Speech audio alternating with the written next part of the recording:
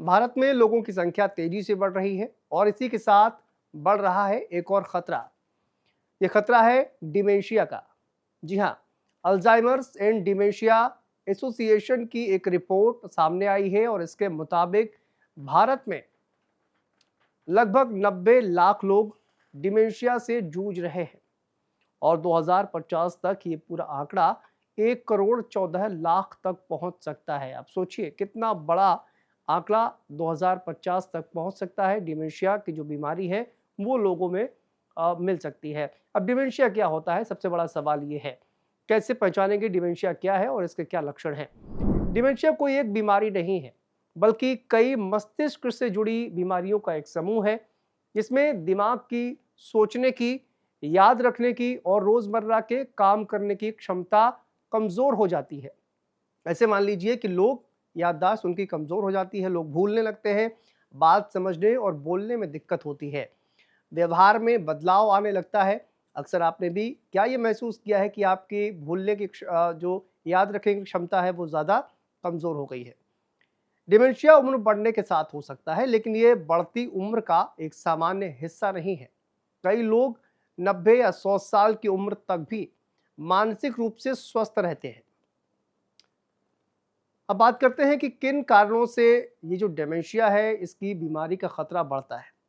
सबसे पहले बात करेंगे इस बीमारी के कौन-कौन से वो खतरे हैं। सबसे पहला तो है उम्र बढ़ना, यानी कि 60 साल के बाद इसका जोखिम ज़्यादा होता है। लेकिन इसके अलावा भी कुछ खतरे ऐसे हैं जिसकी वजह से डिमेंशिया का खतरा बढ़ता है। दूसरा है मस्तिष्क का सिकुड़ना, खासकर हिप्पोकैम्पस जो कि याददाश्त के लिए ज़रूरी होता है, और मस्तिष्क का सिकुड़ना भी डिमेंशिया के लिए उत्तरदायी होता है। हानिकारक प्रोटीन का जमाव भी, जैसे कि बीटा एमिलॉइड, टाउ, जो कि अल्जाइमर से जुड़े हुए हैं, इनकी वजह से भी डिमेंशिया हो सकता है। कमजोर याददाश्त और ब्लड फ्लो की कमी, नसों में रुकावट हो या स्ट्रोक से मस्तिष्क को नुकसान पहुंच सकता है, जिसकी वजह से भी आपको भूलने की बीमारी यानी कि डिमेंशिया हो सकता है। इसके अलावा क्रोनिक सूजन, मोटापा, बीमारियां या फिर संक्रमण से भी दिमाग पर असर पड़ता है और उससे उसकी वजह से भी आपका याददाश्त की क्षमता कम हो सकती है। ऑक्सीडेटिव स्ट्रेस, फ्री रेडिकल्स दिमाग की कोशिकाओं को नुकसान पहुंचाते हैं और इसकी वजह से भी जो याददाश्त है वो कमज़ोर हो सकती है। हार्मोन्स में बदलाव, खासकर मीनोपॉज के बाद महिलाओं में एस्ट्रोजन की कमी हो जाती है, जिसकी वजह से भी कभी कभी इस तरह के लक्षण देखने को मिलते हैं। इसके अलावा जेनेटिक कारण भी है। अगर आपके परिवार में किसी को डिमेंशिया था तो आपका जो रिस्क है वो बढ़ जाता है डिमेंशिया होने का। और इसके अलावा गलत जीवन शैली, जैसे कि जंक फूड आप ज़्यादा खाते हैं, शराब का सेवन करते हैं, धूम्रपान करते हैं या फिर एक्सरसाइज नहीं करते हैं, तो भी इसकी वजह से भी डिमेंशिया हो सकता है। इसके अलावा डायबिटीज और हाई बीपी जैसी बीमारियां मस्तिष्क की नसों को प्रभावित करती हैं और इसकी वजह से भी आप ये समझिए कि लोगों को इस तरह की बीमारी हो सकती है। इसके अलावा अकेलापन और तनाव, दिमागी सक्रियता घटने लगती है, आप फिजिकली एक्टिव नहीं रहते हैं, इसकी वजह से भी ये बीमारी हो सकती है। अब बात करते हैं कि डिमेंशिया से बचाव के लिए आपको क्या करना है, क्या करना चाहिए, कौन-कौन से वो उपाय हैं जिनको अपनाकर आप डिमेंशिया जैसी बीमारी से बच सकते हैं, आपकी याददाश्त कमज़ोर होने से बच सकती है। तो संतुलित और हेल्दी डाइट लें, मेडिटेरियन डाइट अपनाएं, जैसे कि फल, सब्जियां, मछली, साबुत अनाज और हेल्दी ऑयल, इन चीज़ों को लेना चाहिए। और साथ ही साथ कुछ नया सीखते रहें, ये दिमाग के लिए बहुत ज़रूरी है। जैसे कोई नई भाषा, कोई म्यूज़िक इंस्ट्रूमेंट, पेंटिंग या फिर किताबें पढ़ना, ये जो हैबिट्स हैं वो अपनाइए और इससे आपका जो मस्तिष्क है वो एक्टिव रहेगा। हफ्ते में कम से कम 150 मिनट एक्सरसाइज ज़रूर करें।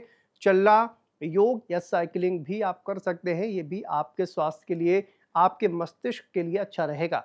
इसके अलावा अकेले न रहें, सामाजिक बने रहें, दोस्तों रिश्तेदारों से मिलते रहें, बातचीत करते रहें और इससे भी आपका दिमाग जो है वो एक्टिव रहेगा और याददाश्त आपकी बढ़ेगी। तनाव से छुटकारा पाएँ, ध्यान करें, प्राणायाम करें, गहरी सांसें लें, ये वो तमाम उपाय हैं जिसकी वजह से आपका दिमाग जो है वो स्वस्थ रहेगा। हर रात 7 से 8 घंटे की गहरी नींद लेना ज़रूरी है। अच्छी नींद मस्तिष्क की सफाई में मदद करती है। तो याद रखिए, अच्छी नींद लेना वो आपके लिए बेहद ज़रूरी है। और धूम्रपान अगर आप करते हैं तो पूरी तरीके से बंद कर दीजिए।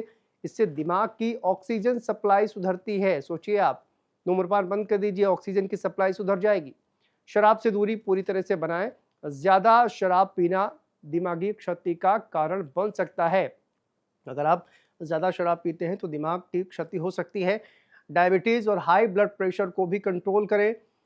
नियमित जांच करें, दवा लें और इसकी वजह से भी आपका जो दिमाग है वो स्वस्थ रहेगा। इसके अलावा एंटीऑक्सीडेंट्स युक्त भोजन करें, जैसे कि हरी सब्जियां, बेरीज और अखरोट, इनका सेवन करें, दिमाग के लिए फायदेमंद है।